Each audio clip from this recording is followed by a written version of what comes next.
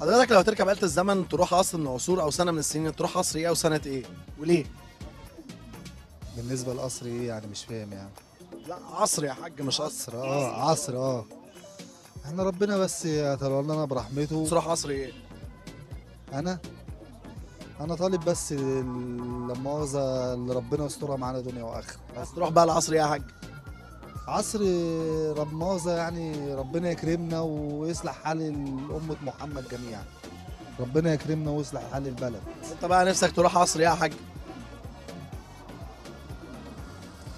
تروح سنة كام يا حاج؟ بلاش عصر ايه، سيبك من موضوع العصر. تروح سنة كام يا حاج؟ اعمل ايه؟ تروح سنة كام؟ تروح سنة كام؟ اروح سنة كام؟ هو الواحد ده من عمره؟ الواحد مش ده من عمره. هتركب آلة الزمن، آلة الزمن دي اللي توديك زمن بعيد قوي او زمن بعدين في المستقبل. حلو. عايز تروح انه عصر؟ عصر ايه؟ عصر من كويس طبعا. اللي هو بقى عصر ايه؟ نفسك تروح عصر ايه؟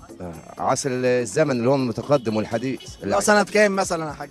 يعني السنه اللي احنا عايشين فيها او السنين اللي جايه المتقدمه. السنين وبعدين آلة الزمن حضرتك دلوقتي بقت يعني بسم الله ما شاء الله كل حاجه متقدمه، كل حاجه بقت على النت والكمبيوتر وكل حاجه بقت. ايه رايك في آلة الزمن اليومين دول؟ لا كويسه جدا طبعا وحاجه شغالة حديثه يعني؟ شغاله 100 كويسة؟ 100. ايوه شغاله 100 100.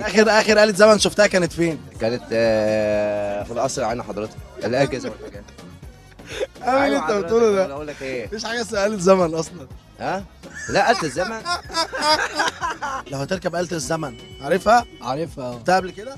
كتير بجد والله؟ والله. شفتها فين بالظبط؟ تقف في موقف ايه؟ على السرير. لو هتركب آلة الزمن تحب تروح عصر ايه او سنة ايه؟ عصر المماليك. المماليك. ليه بقى اشمعنى اخترت العصر ده؟ عشان ابقى فارس حلو كده. فارس في المماليك. محمد علي هيجي بعد كده يذبحك. مين ده محمد علي؟ ما يذبحنا؟ وانا فارس؟ هيعمل مذبحة المماليك. ما انا مش مملوك، ده انا فارس. بص انت هتبقى في المماليك؟ لا انا فارس. انت فارس في المماليك؟ لا بره المماليك. يا عم في ايه انت بتشتغلني يعني؟ مش عايز دلوقتي تحب تقول ايه للمماليك صحابك اللي انت جاي من عصرهم حالا؟ عاملين ايه؟ عاملين ايه؟ وحشني والله، وحشني من زمان قوي. إذا أعجبك الفيديو لا تنسى اللايك والاشتراك في القناة.